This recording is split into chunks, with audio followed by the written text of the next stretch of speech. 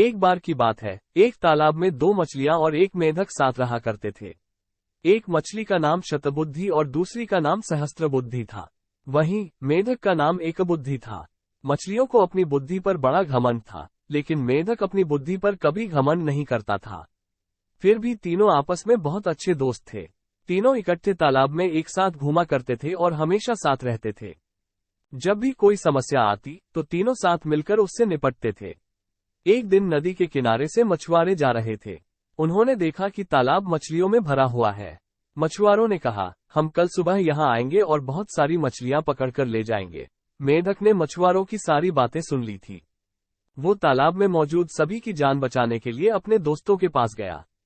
उसने शतबुद्धि और सहस्त्रबुद्धि को मछुआरों की सारी बात बताई। एकबुद्धि मेढक ने कहा, उन्हें अपनी जान बचाने के लिए कुछ करना चाहिए।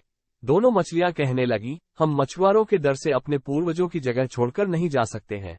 दोनों ने फिर कहा, हमें डरने की जरूरत नहीं है, हमारे पास इतनी बुद्धि है कि हम अपना बचाव कर सकती हैं। वहीं एकबुद्धि मेढक ने कहा, मुझे पास में मौजूद एक तालाब के बारे में पता है, जो इसी तालाब से जुड़ा है। उसने तालाब के अन्य जीवों को भी साथ चलने को कहा, लेकिन कोई भी एकबुद्धि मेढक के साथ जाने को तैयार नहीं था, क्योंकि सभी को शतबुद्धि और सहस्त्रबुद्धि पर भरोसा था कि वो उन सबकी जान बचा लेंगी। मेढक ने कहा, तुम सब मेरे साथ चलो, मछुआरे सुबह तक आ जाएंगे।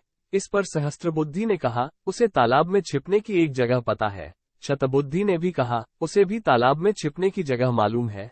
इस पर मेढक ने कहा, मछुआरों के पास बड़ा जाल है, तुम उनसे नहीं बच सकते हो। लेकिन मछलियों को अपनी बुद्धि पर बहुत गुमान था।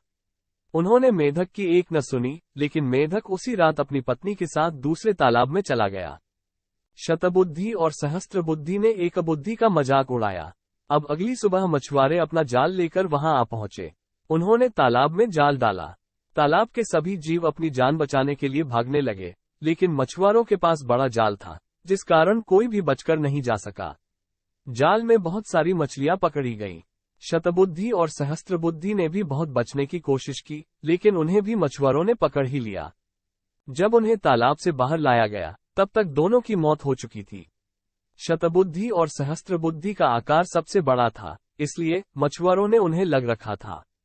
उन्होंने बाकी मछलियों को एक टोकरी में डाला, जबकि शतबुद्धि और सहस्त्रबुद्धि को कंधे पर उठाकर चल दिए। जब वो दूसरे तालाब के सामने पहुंचे, तो एकबुद्धि मेढक की नजर इन दोनों पर पड़ी। उसे अपने मित्रों की यह हालत देख बड़ा दुख हुआ। उसने अपनी पत्नी से कहा, काश इन दोनों ने मेरी बात मान ली होती, तो आज ये जिंदा होती। कहानी से सीख, कभी भी अपनी बुद्धि पर घमंड नहीं करना चाहिए। एक दिन यही घमंड जानलेवा साबित हो सकता है।